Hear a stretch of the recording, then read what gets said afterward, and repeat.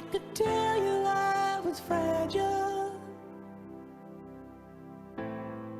I could tell you I was weak.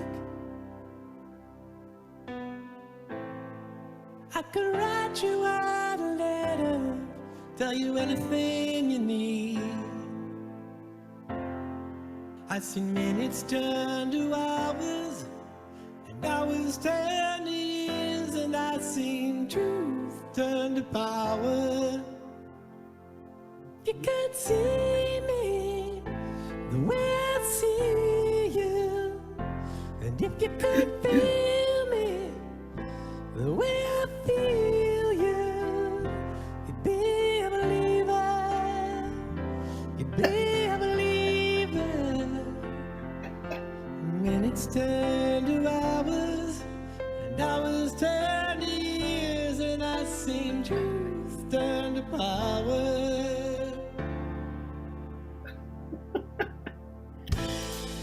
I could tell you I was ageless,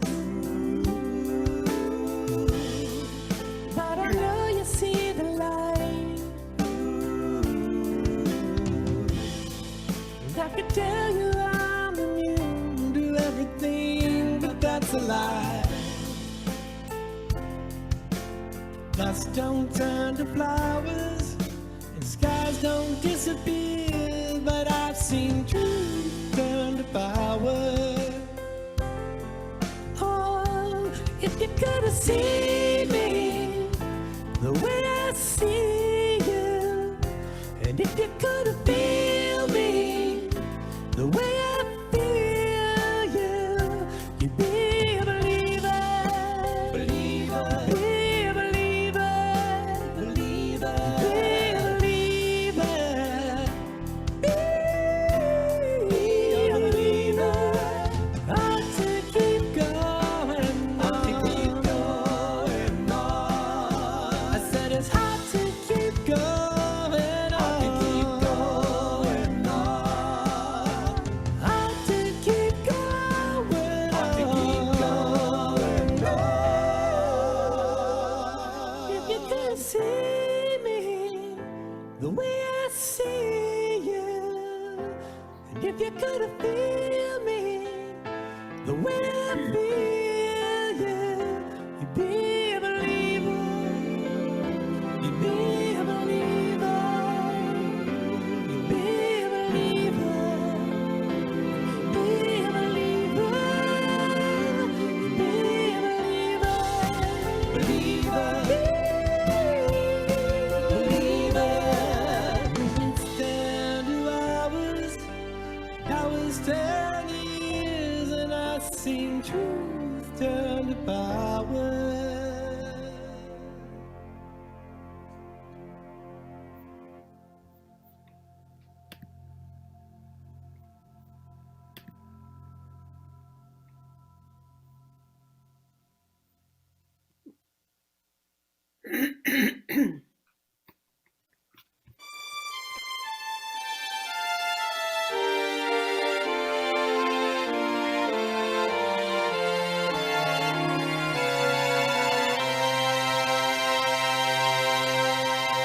I was born by the river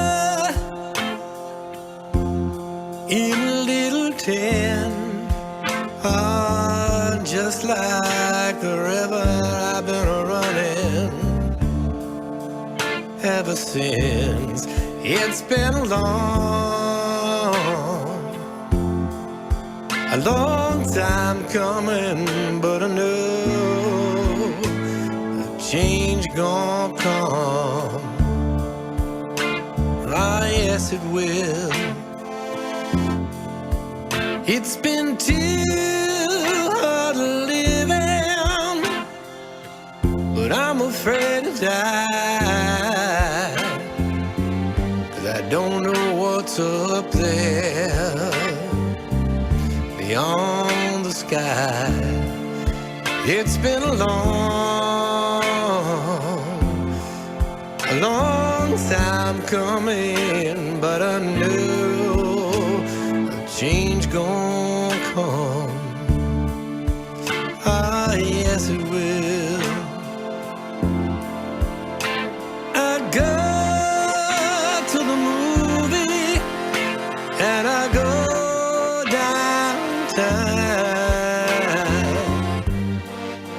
Somebody keep telling me don't hang around.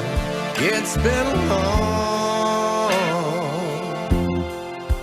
long time coming, but I know a change gon' come. Oh yes it will.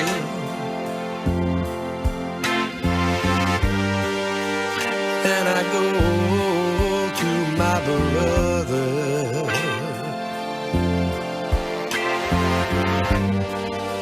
I say, brother, help me please.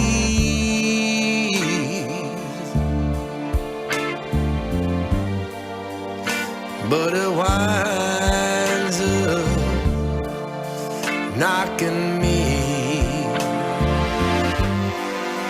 back down on my knees.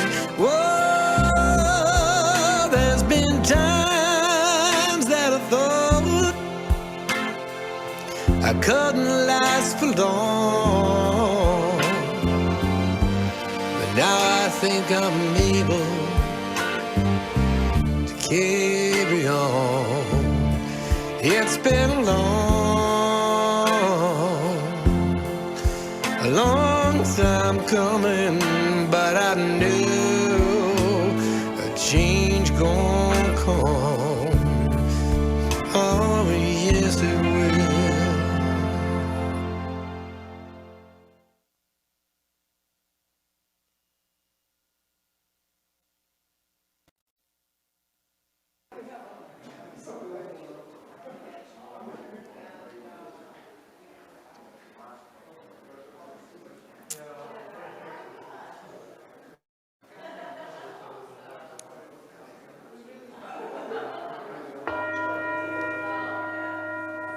We ring this bell 3 times.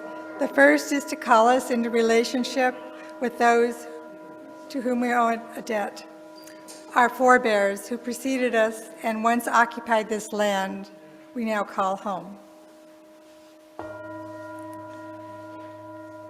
The second calls us into relationship with ourselves and one another, that we learn to grow in wisdom and compassion and share it generously. And the third calls us into relationship with our children's children out to the 7th generation, helping us to realize that what we do now will be felt by those who come after us. I grew up in a culture and an environment that was largely segregated by race, as many white people in America have been. There were, however, some incidences where there were interactions with other racial cultures. My great-grandparents were European immigrants who had homesteads on the prairies of Kansas in the 1870s.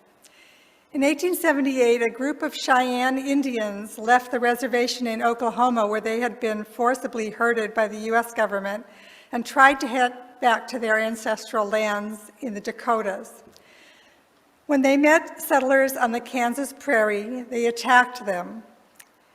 The newspaper of the stories of the day mentioned my great-grandparents by name as being among the settlers that defended themselves.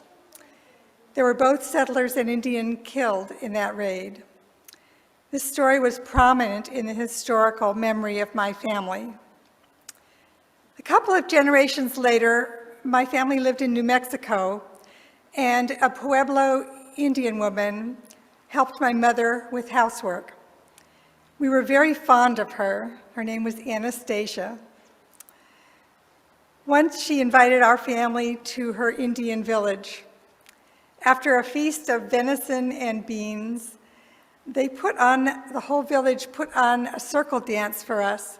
And I remember watching with eyes agog as the circle got larger and larger as more Indians joined it. We felt very honored to have them do that for us. So I had both positive and negative Indian stories in my family background. All 4 of my grandparents grew up on farms in Kansas and had very little education and financial means, but had very strong and loving family and community ties. But they were affected by the racism in our society. I remember, even though they had never seen any Black people, I remember my mother's mother saying, they should shoot some of those N-words, as her idea of a solution to urban unrest in the mid-1960s. I don't think she knew any Blacks, but she certainly knew they were beneath her and that they needed to be shot for their behavior. She had very limited financial resources and had gone to school only through the 3rd grade, so her education and financial situation may not have been all that different from many of the Blacks that she thought herself above. Somehow, the white supremacist culture had given her those racial beliefs. As a child, I remembered thinking that it would be good to be kind to all kinds of people, but I had only these limited experiences. My racial views were challenged by several incidents as I became an adult. When I was in graduate school, I had an office mate named Kofi, who was a foreign student from Ghana who was studying to get his master's degree in computer science. There's one incident I clearly remember. My husband and I invited Kofi for dinner.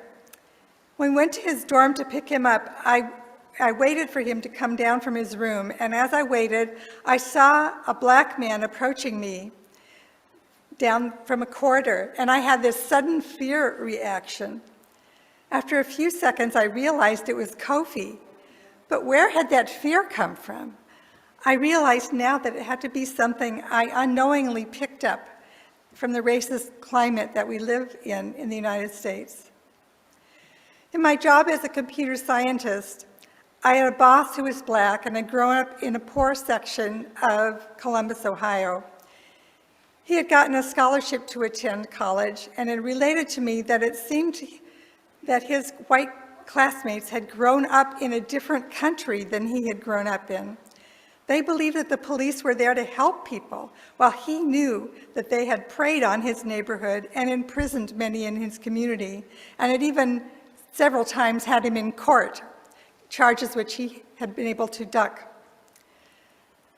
Our Unitarian Universalist faith has had an emphasis for the last several years on racial justice. I've attended many trainings and read many books on racism and anti-racism. After one particularly impactful training by a dynamic Black woman leader in which most of the other trainees were Black, I realized that unless I am actively doing something about it, I am complicit in continuing this culture of white supremacy. Doing something has become one of my main priorities. I've immersed myself in learning and reading about racism and how to address it. I've joined the local chapter of the NAACP. I've taken several intensive anti-racism classes. I've joined the Arrow Racial Justice Group here at Mission Peak, and we are in the process of getting the whole church to commit to work for racial justice by supporting the 8th principle. I have a long list of books that I've read and a list that I'm still going to read. It gets longer every day. Every one of them has taught me something. The 3 books that have really challenged me and have changed me are The New Jim Crow by Michelle Alexander, The 1619 Project by Nicole Hannah-Jones, and The Color of Law by Richard Rothstein, the book we will discuss in today's service. I recommend them all to you. I think I've just barely started on my own journey towards anti-racism. I'm looking forward to what unfolds as I continue and learn how to act. And I want to point out to you, as you listen to this service, I want to remember that last year, our congregation made a contribution to the Community Housing Development Corporation that helps minorities to be able to make a down payment on their first home. We received a wonderful thank you letter from a family, and it said, quote, "Thank you so much for helping us purchase our new home. We could not have done this without you. We are endlessly grateful to you, and most importantly to God, for using you as a vessel to deliver this blessing to me and my family. The difficulties and barriers that stand before Black Americans to be able to purchase land and homes in the United States, especially here in the Bay Area, still to date have a crippling effect on the ability to leave a legacy to future generations. I can now say, at the age of 42, I'm able to provide my daughter with a head start in life by building generational wealth for her and my future grandchildren and their children. And for this, I am forever grateful for you for being a part of our legacy. I feel very good to be part of a congregation that helped to make that possible.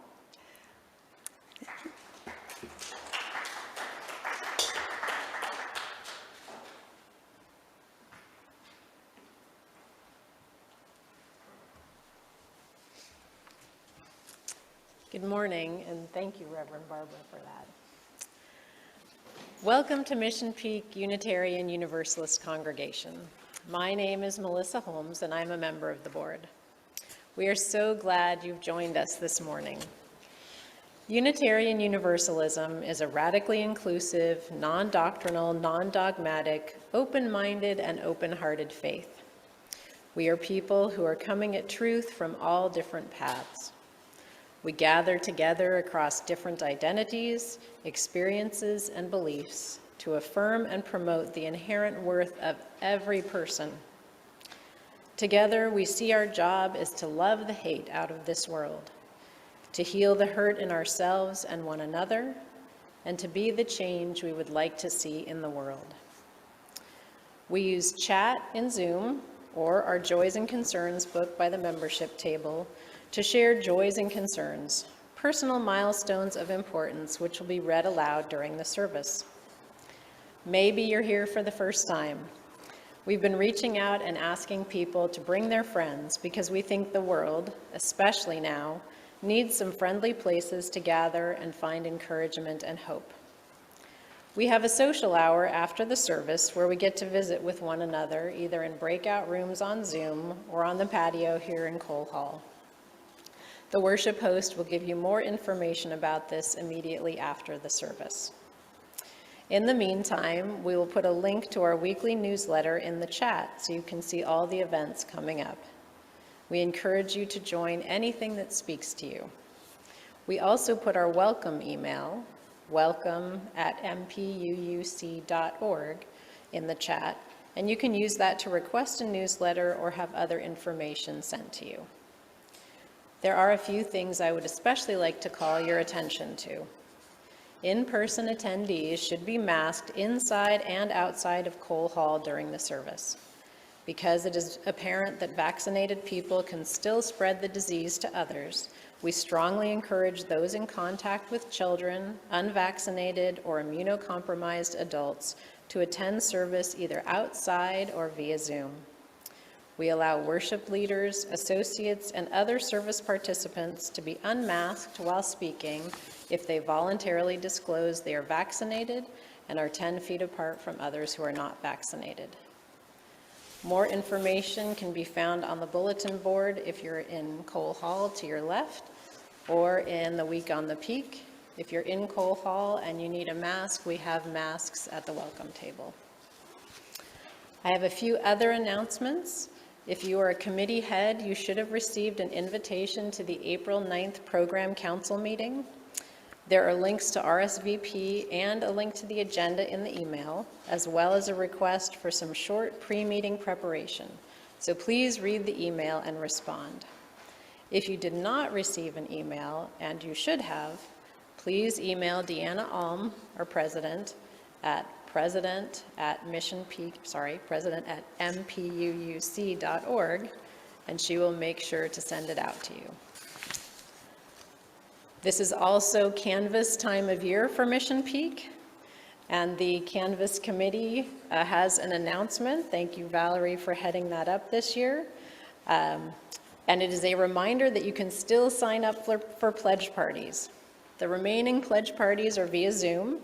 Please sign up at least 48 hours before a pledge party to make sure that the Canvas committee can get everyone notified, including you, about how to attend the party.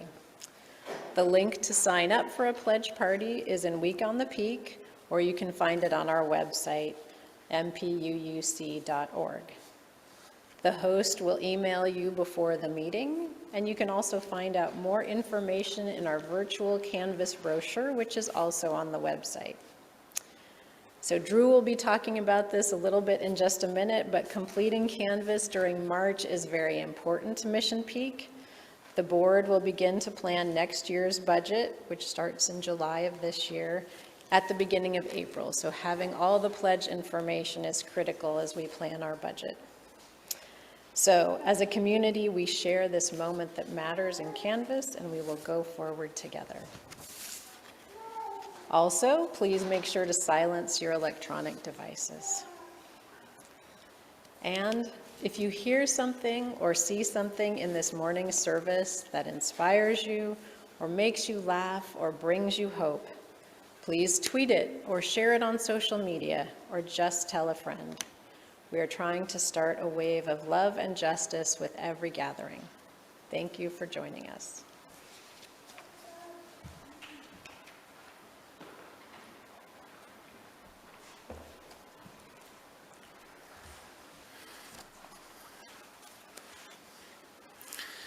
It's pledging time again. You're going to ask me.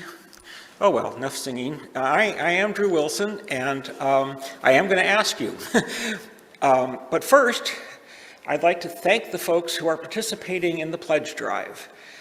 Those who have already pledged, those who plan to pledge, and those who organized the campaign this year. Yay, Valerie. Yay, Kathy. Yay, whoever else is involved.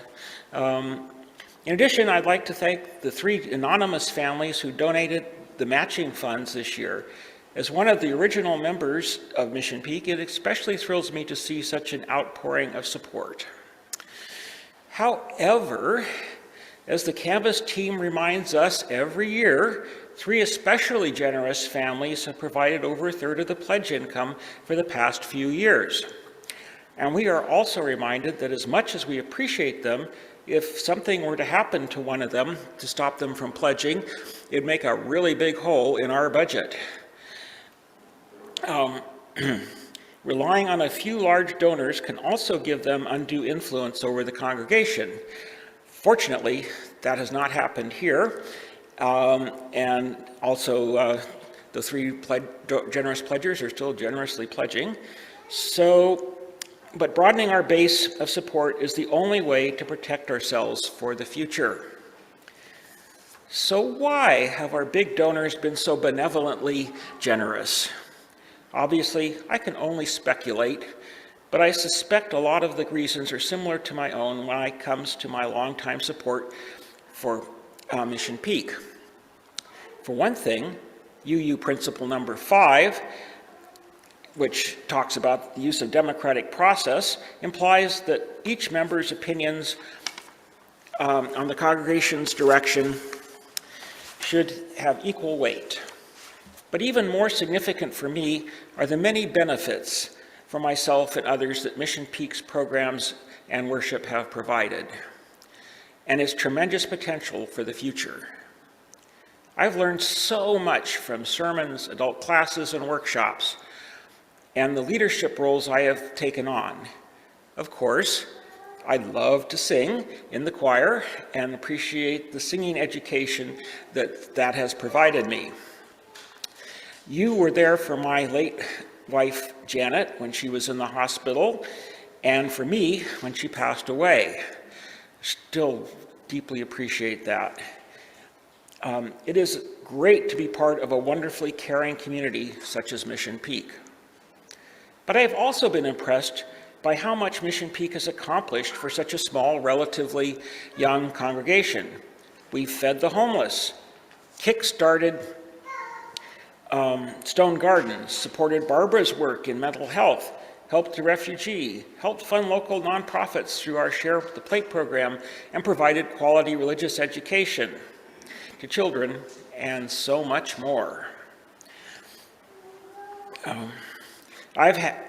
I have also been impressed by the personal growth that I've witnessed among people here at Mission Peak, particularly as they attend the various programs and volunteer activities here. And we've been blessed with a high level of volunteerism among our members. I call us a can-do congregation.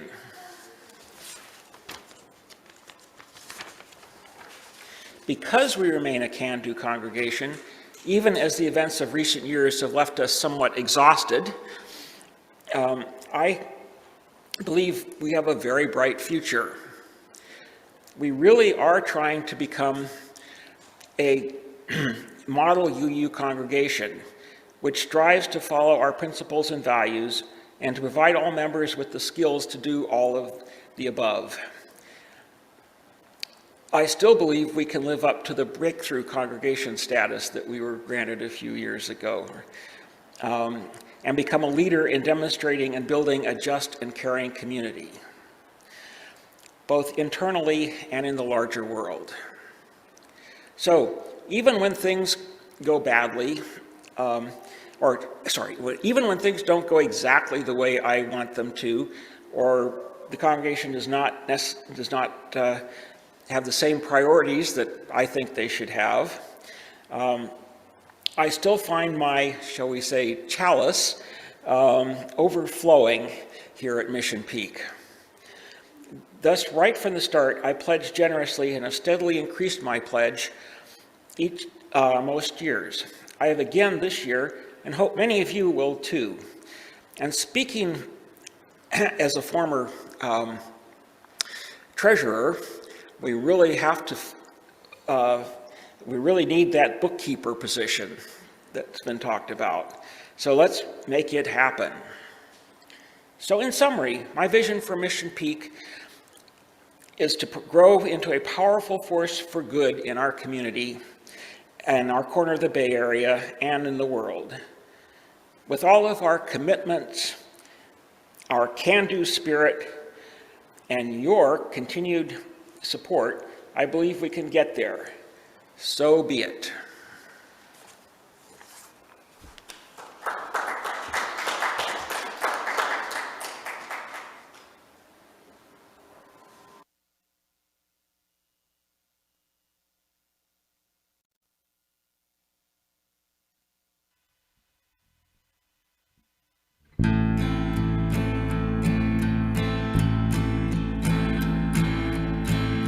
Woke up this morning, saw that smoke up in the sky. A crowd of people watching, asking who and how and why. Flames are rolling down the city, rolling for a mile. How'd it get so bad, you ask? It's been burning for a while. You say it's in the eye of the beholder. Well, I'll just go and check. Now that ain't no chip up on my shoulder, that's your boot up on my neck. How'd these flames go so far, you ask? Now they've gone 1,000 miles. I got a news flash for you. It's been burning for a while. It's been burning for a while down here. Glad you stopped to see. And ain't no water gonna douse it down until you hear from me. You say it's in the eye of the beholder. Well, I'll just go and check. Now that ain't no chip up on my shoulder, that's your boot up on my neck. They say it's in the eye of the beholder. Well, I'll just go and check. Now that ain't no chip up on my shoulder, that's your boot up on my neck.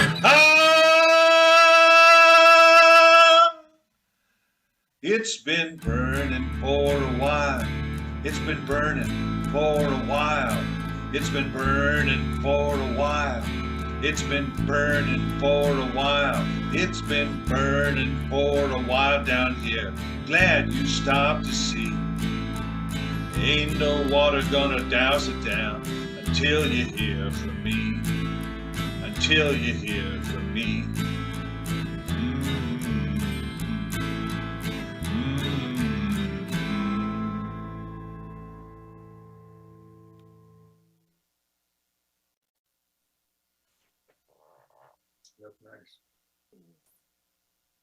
You're beautiful. We light this chalice to remind ourselves to treat all people kindly, because we are all one family, to take good care of the earth, because it is our home, to live lives full of goodness and love, because that is how we will become the best people we can be.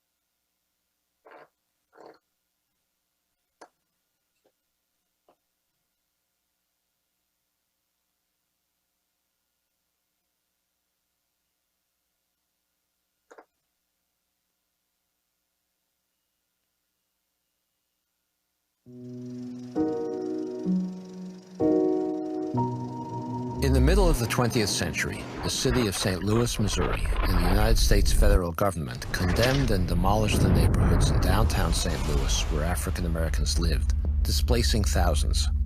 They built the Gateway Arch.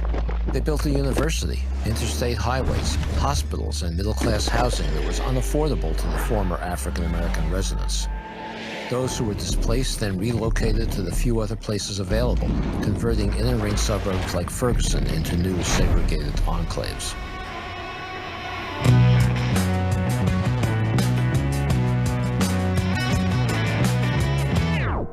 We have been led to believe that racial segregation in housing was de facto segregation, by accident or the result of private prejudices. Yes, private prejudice clearly contributed to segregation, but by itself it could not have segregated the country without the intention of the federal government to segregate neighborhoods throughout the nation. If, however, we understand the accurate history, the history that was once well known but we've all now forgotten, that racially segregated patterns in every metropolitan area like St. Louis were created by de jure segregation, racially explicit policy on the part of federal, state, and local governments designed to segregate metropolitan areas, then we can understand that we have an unconstitutional residential landscape. And if it's unconstitutional, then we have an obligation to remedy it. We have 3 provisions in the federal Constitution that prohibit the kinds of actions that federal, state, and local governments pursued to create residential segregation.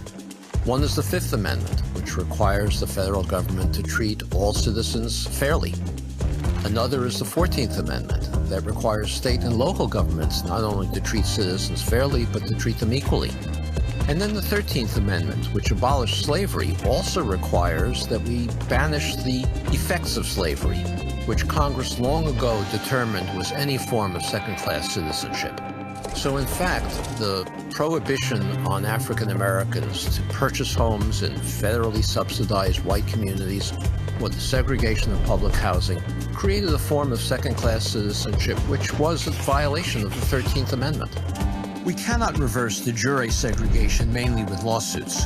We must also build a national political consensus leading to legislation, a challenging but not impossible task. Our focus now should be to develop policies that promote an integrated society, understanding it will be impossible to fully untangle the web of unconstitutional inequality that we've woven. To begin, we should first contemplate what we have collectively done and, on behalf of our government, accept responsibility to fix it.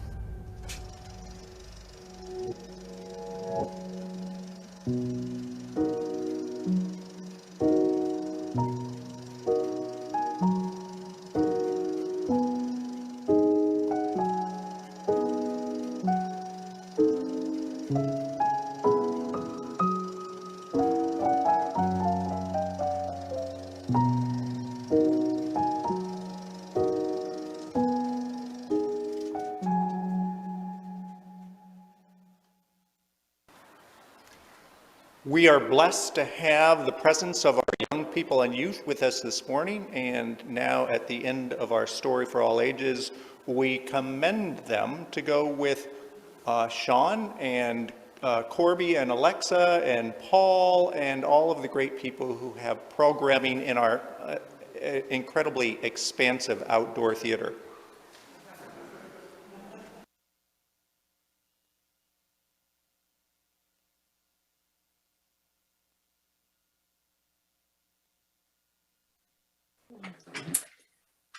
Please donate generously if you're able in one of these 3 ways to Mission Peak UU congregation.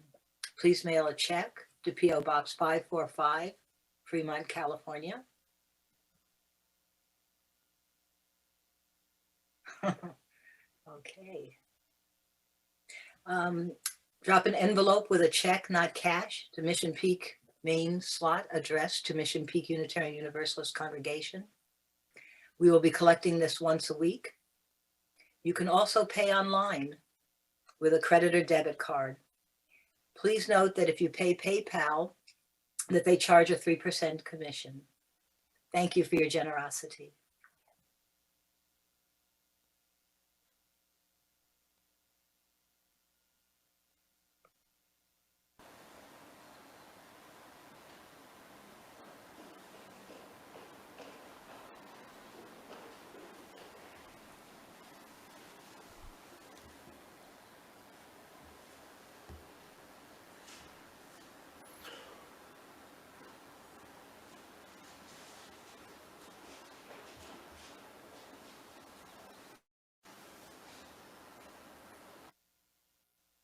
That allows us to find hope and meaning, to summon resilience and flexibility, and to really engage with the world around us is the love and support that comes to us from our members and friends here.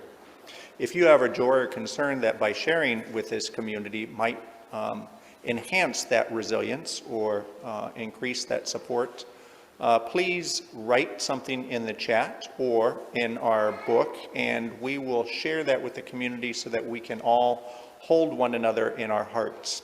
If your joy or concern is too tender to share aloud, we invite you to either come forward and drop a silent stone into our stone garden when the music plays, or give a call to myself or Reverend Barbara, and we can have a more private conversation. Thank you. Who will pay reparations on my soul?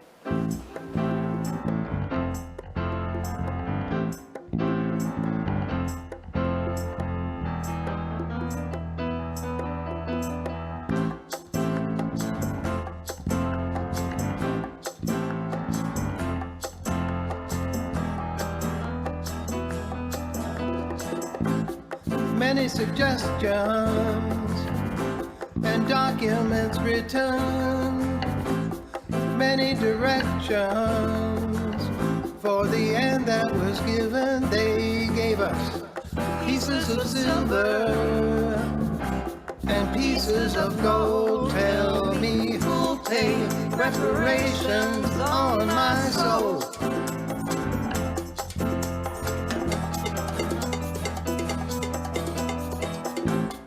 Many fine speeches from the White House desk,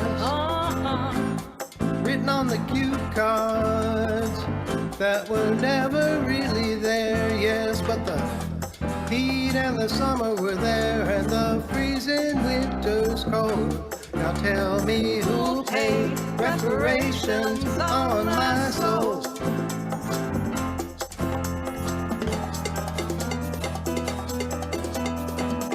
Call my brother a junkie, 'cause he ain't got no job.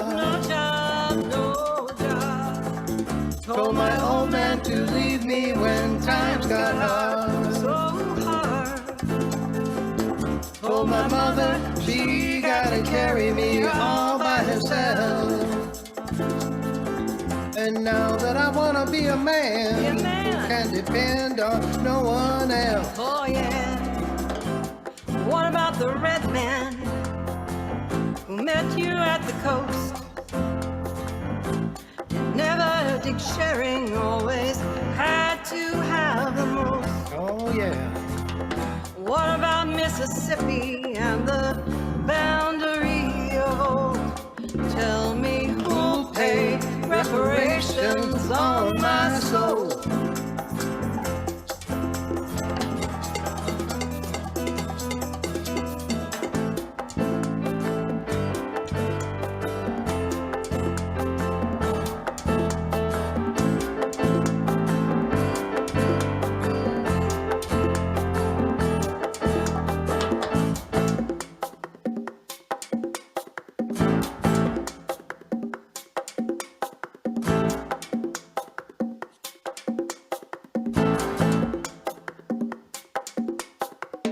Call my brother a junkie, cause he ain't got no job. No job, no job. Told my old man to leave me when times got hard. So hard. Told my mother she gotta carry me all by herself. Wanna be a man that can depend on no one else. Oh yeah. What about the red man who met you at the coast? Never dick sharing, always had to have the most. Yeah. What about Mississippi and the boundaries of old? Tell me who'll pay reparations on my soul.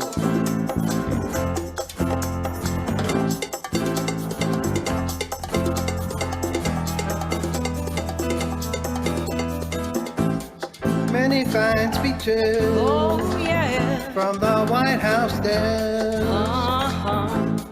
written on the cue cards that were never really there, yes, but the heat and the summer were there and the freezing winter's cold. You tell me who'll pay reparations on my soul?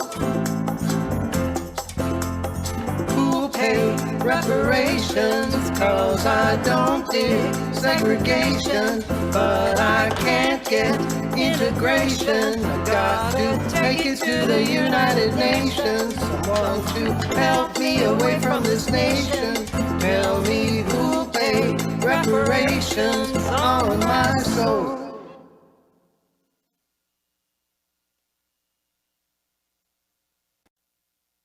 Any joys and concerns in our heart today, not the least of which is a great joy for the music that comes out of this community. Who thought that we would get to hear in one service Gil Scott-Heron and Chris Pierce and One Republic and John Legend and all of those fantastic people. So thanks to Peak Rocks today. Let us join together in the spirit of prayer. Let us remember all of the people around the globe who are innocent victims of other people's aggressions. We think of those who are in cities under the siege in Ukraine, those caught in the economic and political perils of war, no matter what country you're in, those who lose their life to gun violence here at home, and those desperate enough to turn to the insanity of guns as a resolution to their problems. We offer a special prayer for transgender activist Elise Mallory, found dead in Evanston, Illinois, a victim of hate. May we all summon a vision much bigger than hate. May we all find ourselves capable of healing the hurt so prevalent across the globe, and may we be bearers of love and repairers of the breach. Finally, one last stone for all the hopes and hurts still too tender to escape our heart. May, for the sake of love, we keep our doors, our hearts, our minds, and our arms open.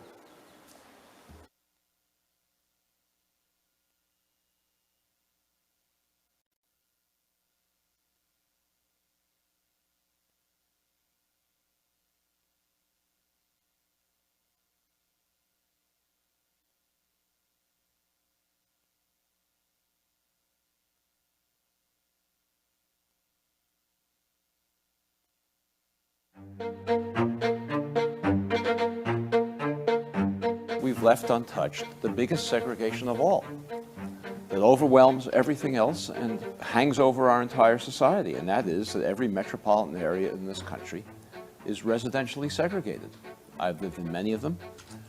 There are clearly defined areas in every one that I've lived in that are all white or mostly white, or all African American and mostly African American. And all of us accept this as part of the natural environment. It's not we think it's a good thing. We say it's too bad, but we think it's sort of natural, normal, something we accept. It's not that we've tried to do anything about it and have failed. We've never even tried. And so in order to rationalize to ourselves our failure to undo it, we've adopted the national myth. And that myth is pervasive. It's pervasive across the political spectrum. The liberals and conservatives hold it. The blacks and whites hold it. The name of that myth is we have de facto segregation. Not something that was created by government like all the other segregations that we undid in the 30s, 40s, 50s, and 60s, but this is something that sort of just happened by accident.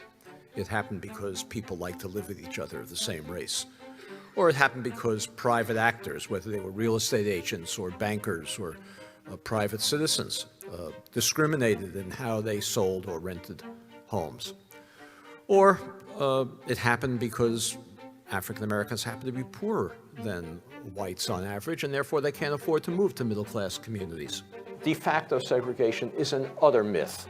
There is no basis to it whatsoever. The racial segregation in every metropolitan area in this country was created by racially explicit government policy designed to create racial boundaries, designed to ensure that African Americans and whites could not live near one another, with policies that are so powerful that they still determine the racial landscape that we see in cities all over the country. Today, nationwide, African American incomes are on average about 60% of white incomes. African American wealth today is 10% of white wealth. That enormous disparity between a 60% income ratio and a 10% wealth ratio is entirely attributable to unconstitutional federal housing policy practiced in the mid-20th century that has never been remedied.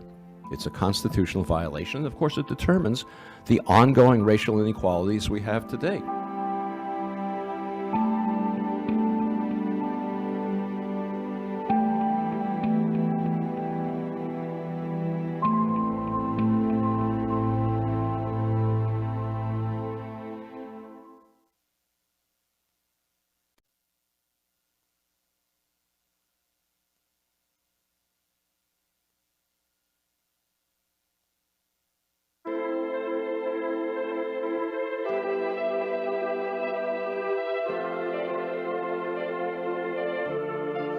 Every day I wake and everything is broken. Turning off my phone just to get out of bed. Get home every evening and history's repeating. Turning off my phone cause it's hurting my chest.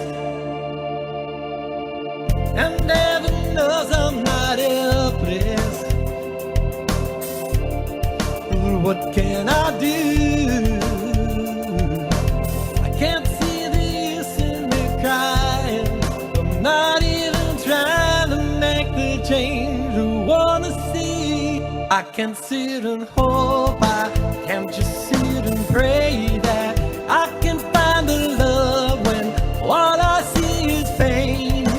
Falling to my knees, and though I do believe, I can't just preach, baby, breathe.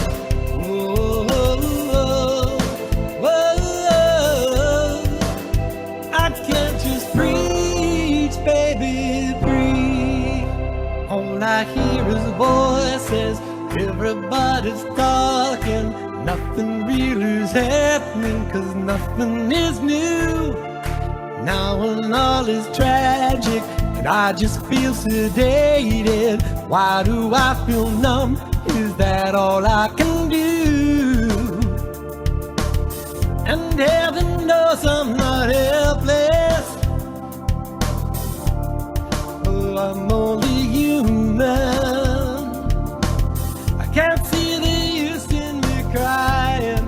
I'm not even trying to make the change I wanna see. I can't sit and hope, I can't just sit and pray that I can find the love when all I see is pain.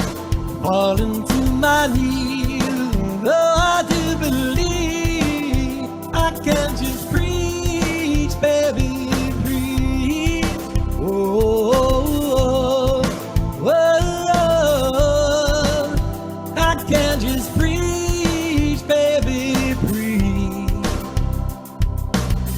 And heaven knows I'm not helpless. What can I do? Yeah, can't see the use in me crying if I'm not even trying to make the change I wanna see.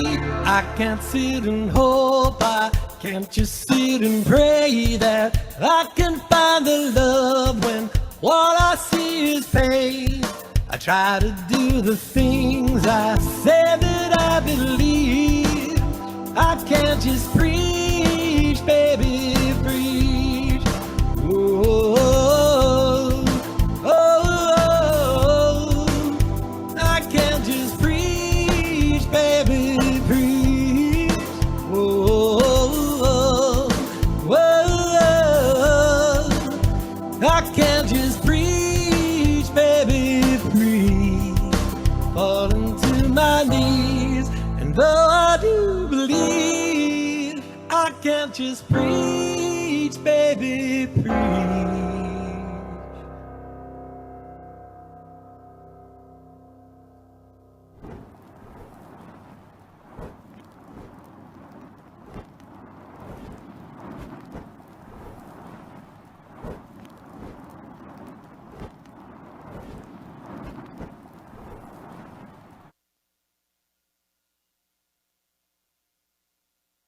Fantastic song, covered in a fantastic way with Mark Kahn singing for Peak Rocks, but especially impressive was that video that was produced and created by our own Graham Bell.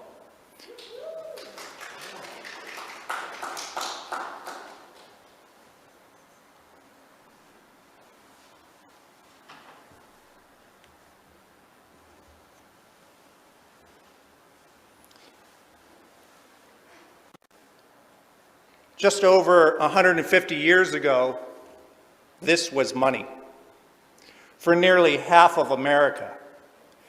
3 of the currencies issued by the Confederate States of America from 1861 to 1865 depicted enslaved people picking cotton. It's important to note that slaves didn't represent wealth in America, they were wealth. By 1863, the black and brown bodies of the collective enslaved population in southern states were worth over $3 billion. That, by the way, is more than the collective value of all the northern factories and railroads combined. We know this because people were property. And as property, the enslaved people were insured by banks. Many of those banks regularly had to collect on defaulted loans by repossessing those people and selling them at auction, which essentially made them slave traders. Incidentally, those same banks are, for the most part, only a name change or two away from the very banks where you and I keep our money today.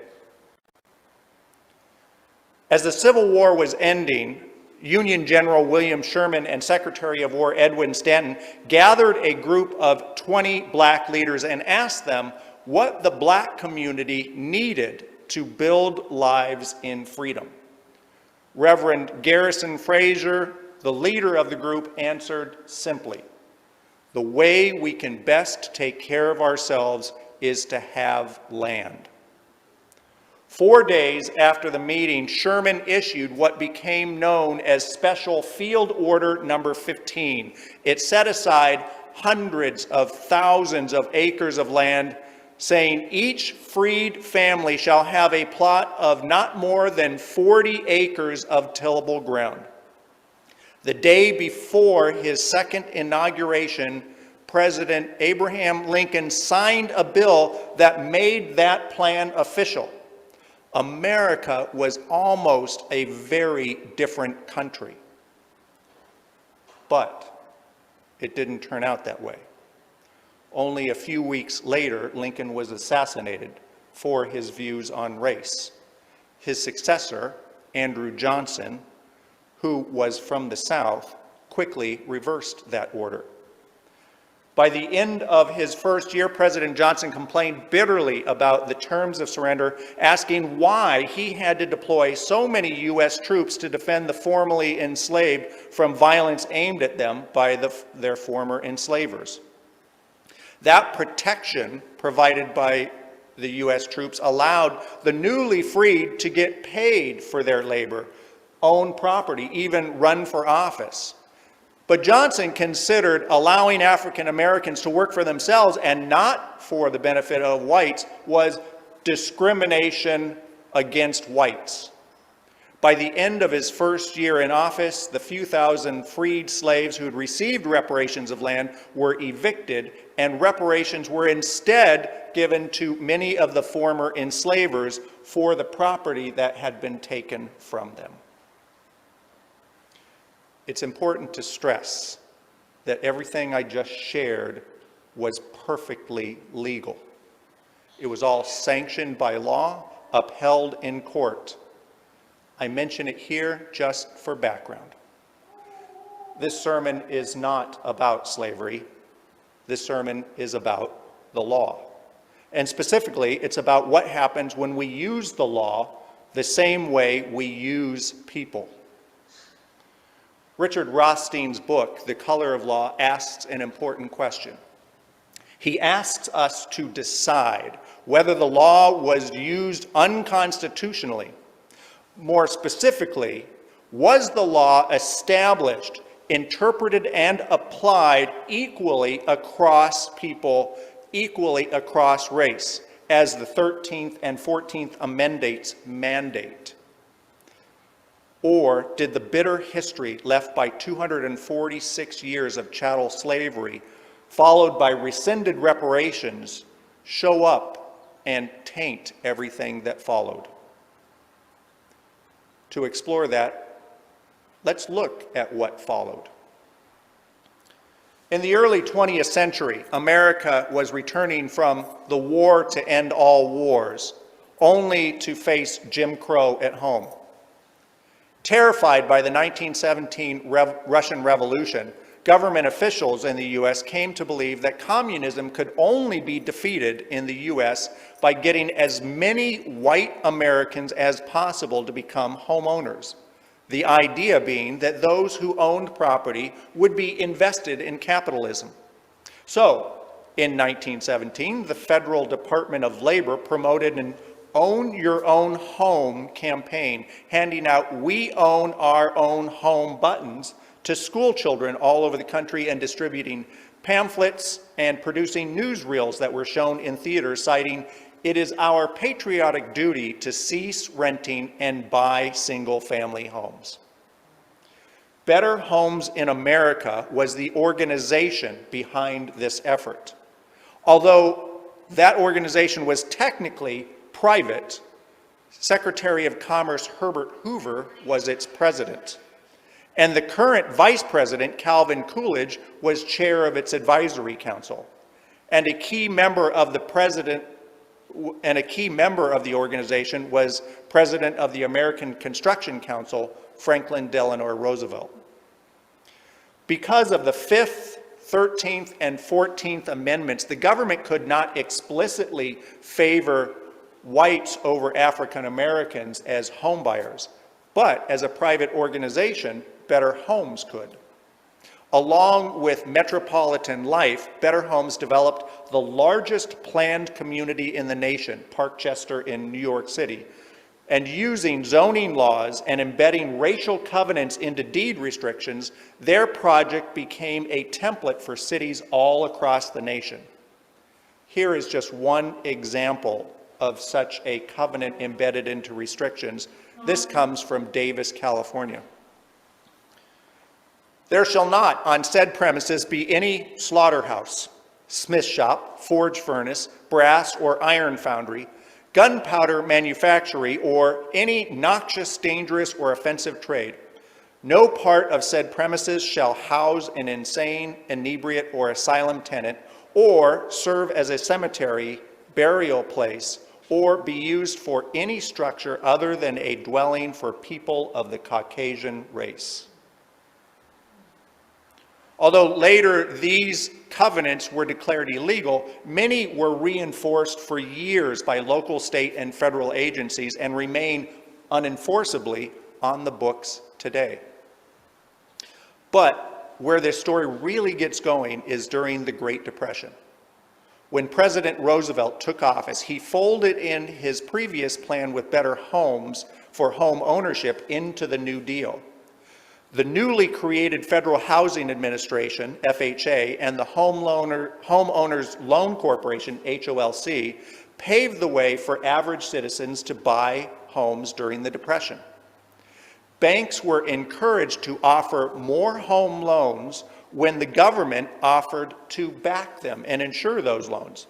Thus, with a modest down payment, low interest rates, and decades to pay it off, a 30-year mortgage was created. Millions used these programs to purchase homes and begin a cycle of stable generational wealth that continues to this day.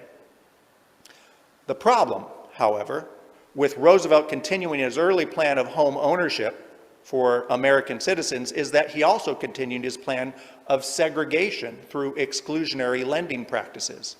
The HOLC refused to guarantee loans in areas it determined to be too risky, and risk was determined almost entirely by race. The HOLC drew up maps for 239 major cities across the country that color-coded the risk. Here is a map of San Jose.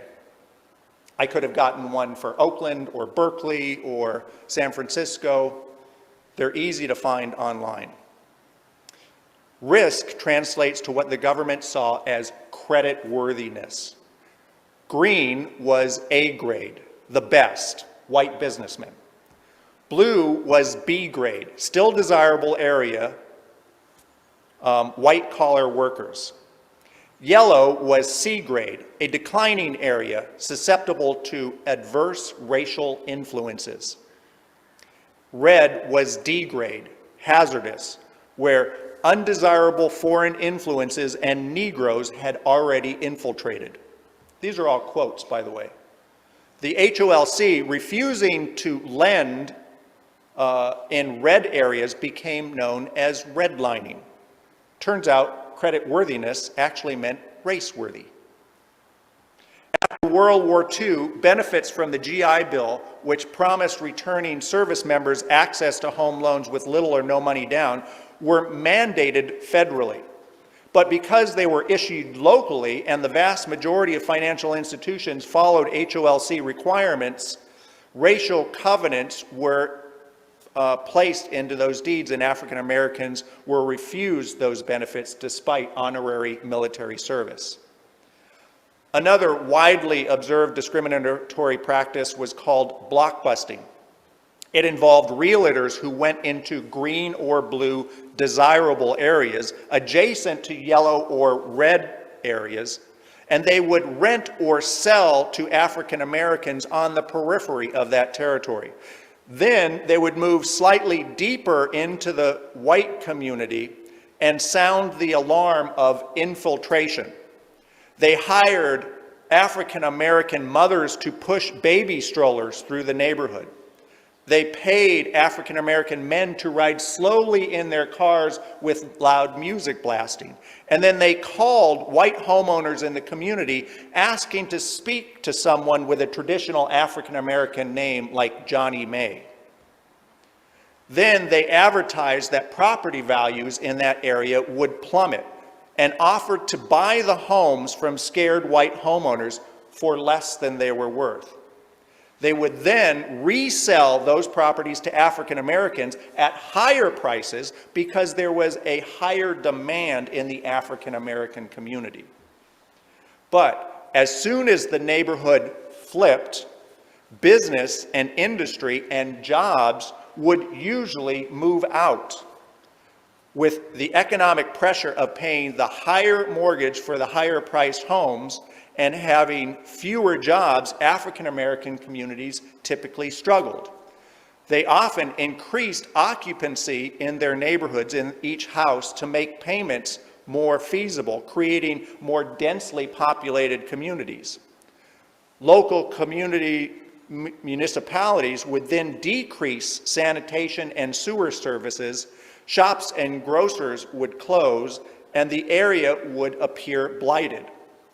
People would look at all of this and assume it was a characteristic of African American communities, when in fact it was actually more characteristic of how white communities treated them. Eventually, city planners needing to accommodate growing private transportation would build freeways, and they would choose those particular depressed areas to run them through, resulting in residents losing value in their homes, if not losing their homes entirely.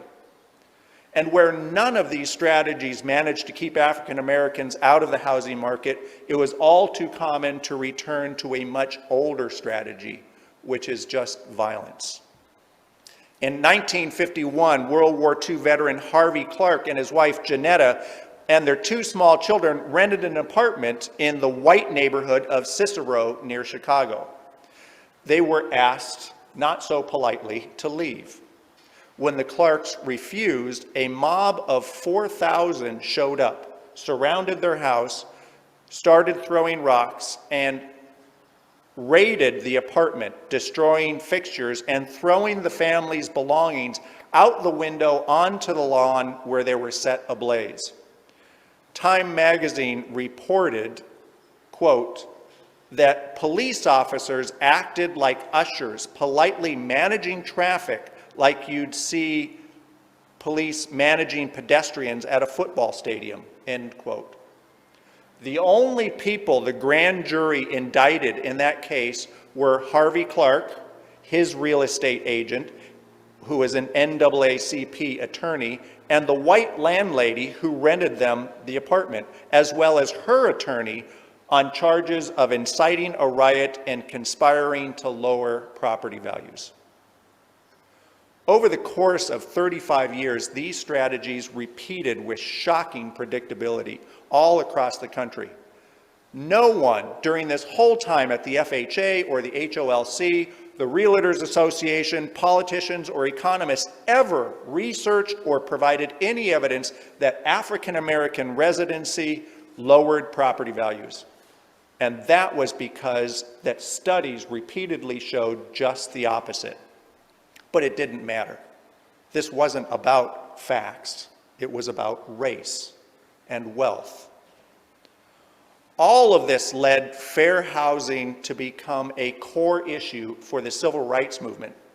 Martin Luther King Jr.'s effort to address housing discrimination in Chicago was met with fierce resistance.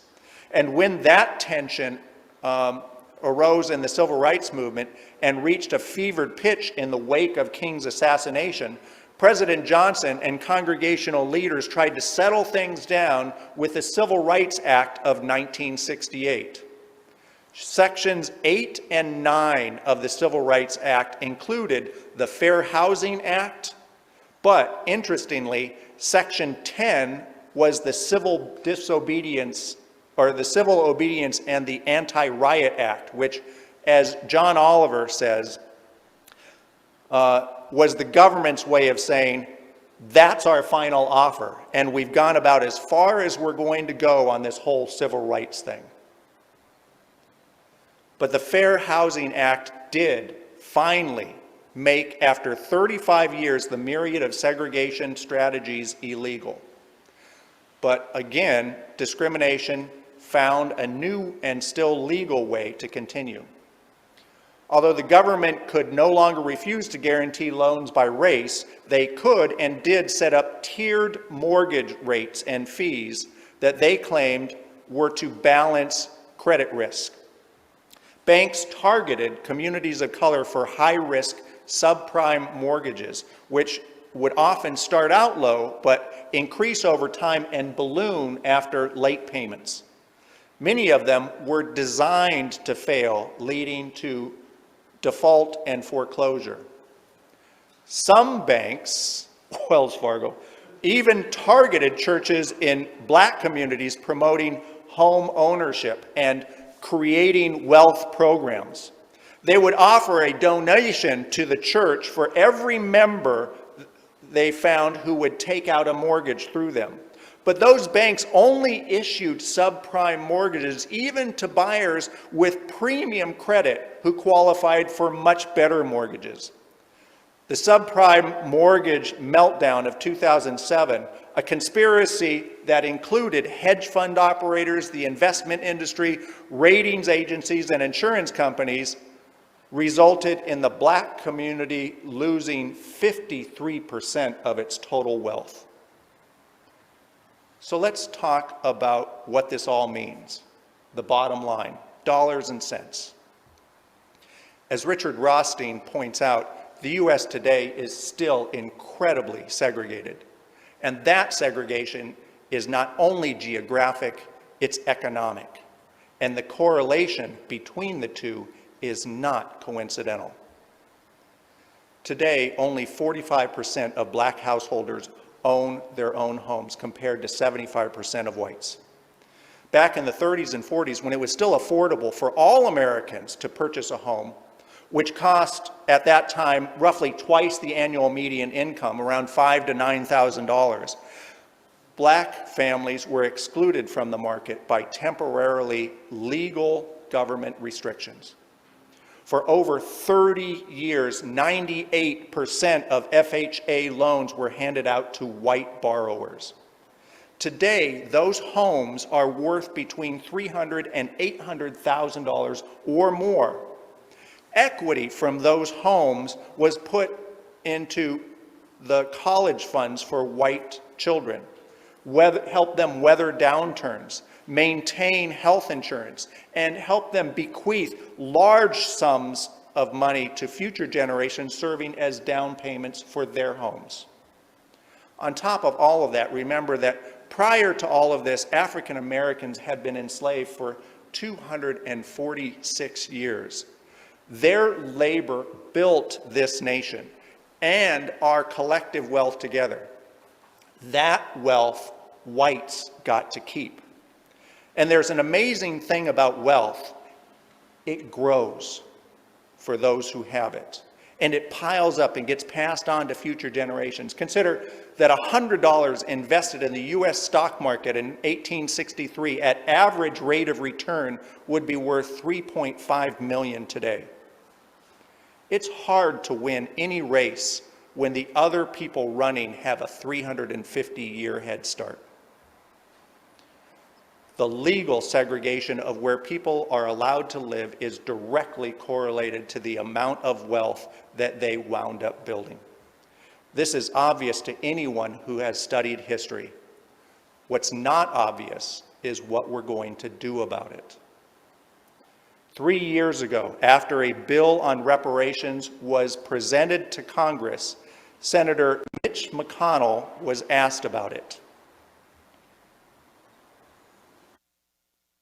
Yeah, I don't think reparations for something that happened 150 years ago, for whom none of us currently living are responsible, is a good idea. We've, tried to deal with our original sin of slavery by fighting a civil war, by passing landmark civil rights legislation. We've elected an African-American president. I think we're always a work in progress in this country, but no one currently alive was responsible for that.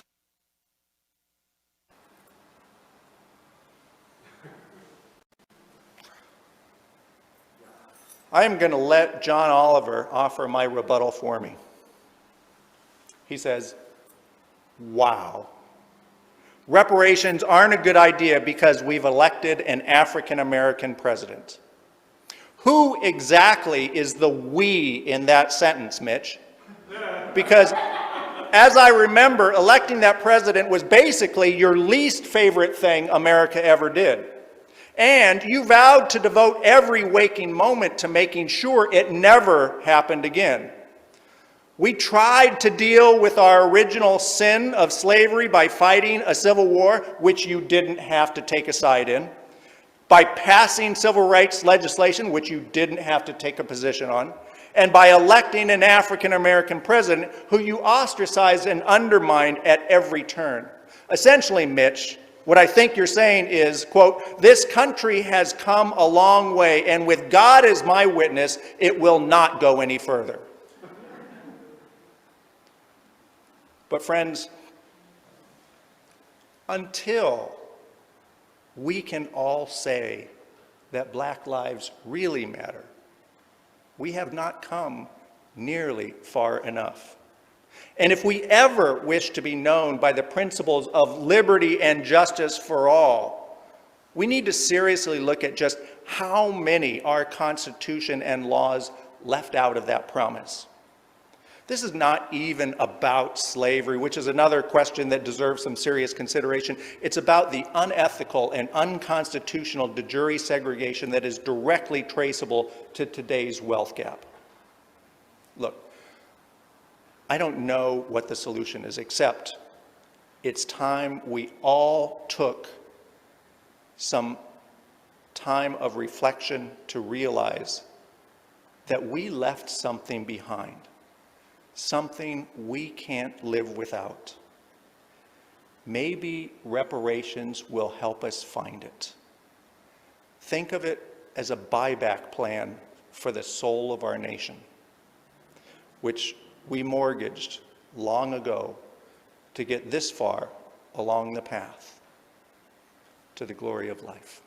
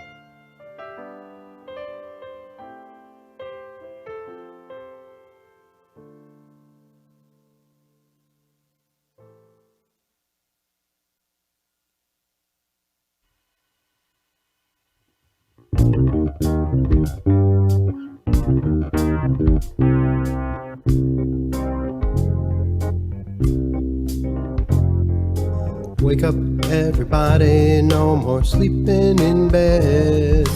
No more backward thinking, time for thinking ahead. The world has changed so very much from what it used to be. There is so much hatred, war and poverty. Whoa, whoa, whoa. Wake up, all the teachers, time to teach a new way. Maybe then they'll listen to what you have to say. 'Cause there's the ones who's coming up, and the world is in their hands. When you teach the children, teach them the very best you can. The world won't get no better if we just let it be. The world won't get no better. Gotta change it, yeah, just you and me. Wake up, all the doctors, make the old people well. They're the ones who suffer and who catch all the hell. But they don't have so very long before the judgment day. Won't you make them happy before they pass away? Wake up, all the builders, time to build a new land. I know we can do it if we all lend a hand. The only thing we have to do is put it in our minds. Surely things will work out, 'cause they do it every time. The world won't get no better if we just let it be. The world won't get no better.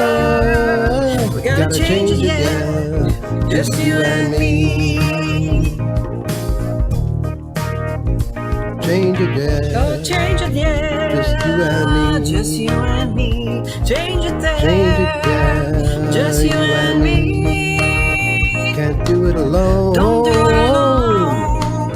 Don't do it alone. Need some pep, y'all. Let's change it there. Can't do it alone. Just you and me.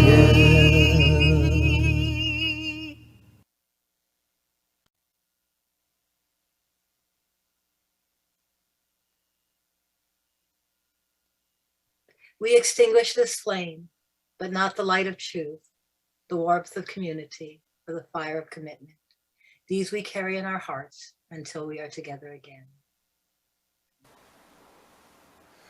Friends, put your hand on your heart and reach out to the world around you.